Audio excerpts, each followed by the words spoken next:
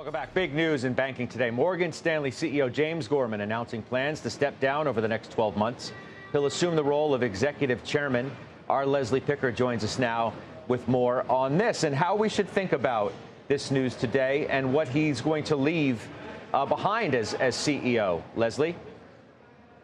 Yeah, his legacy is a pretty instrumental one in kind of changing the strategic makeup of Morgan Stanley. He oversaw several mergers which increased the prominence of wealth management, of investment management, outperformed his peers over the time frame, over the 13 years that he was CEO.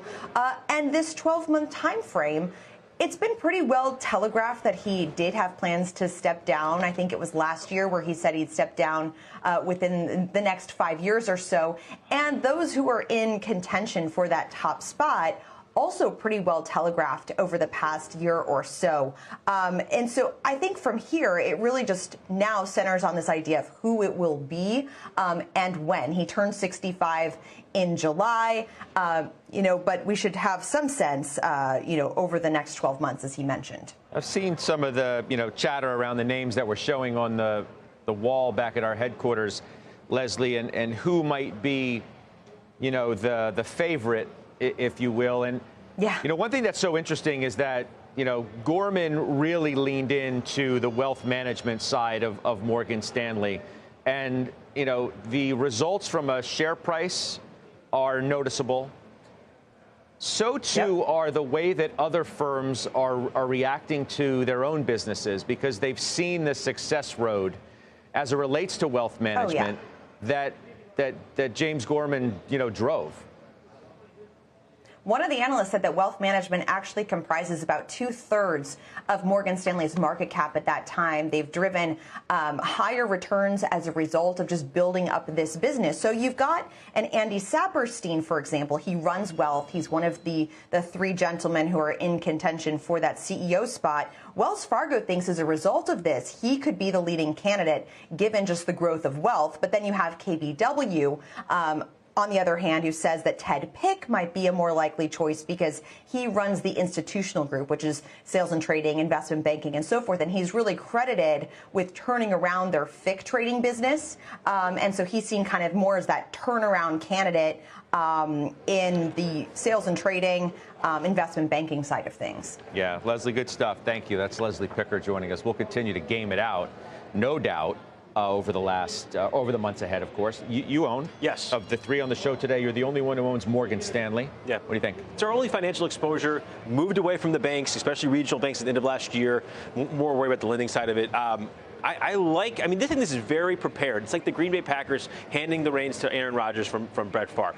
There's three very capable guys there. I think Pick or Saperstein are going to be the likely of the two. But 50% of the revenues come from wealth management. Do they want to now take Saperstein in order to, maybe spread him thin? Maybe Pick's the leading candidate. But I'm not care either way as a shareholder? I'm sorry? Do you care either way as a shareholder? You know what? I don't. I like the direction of the company. Gorman's put them, at 13 years at the helm, has put them in the right spot. They've separated from Goldman Sachs, and they are a leader within the space. What do you think about this one? First of all, how do you not love a guy that says he's not going out like Logan Roy from Succession? Just a great quote. Look, he's done an amazing job, and if you remember, and I remember it because I was one of the doubters early on, can he do this? Can he transition the company? And he did it phenomenally well. It's a stock I look at. All three candidates, I don't know them personally. I do know them from other people.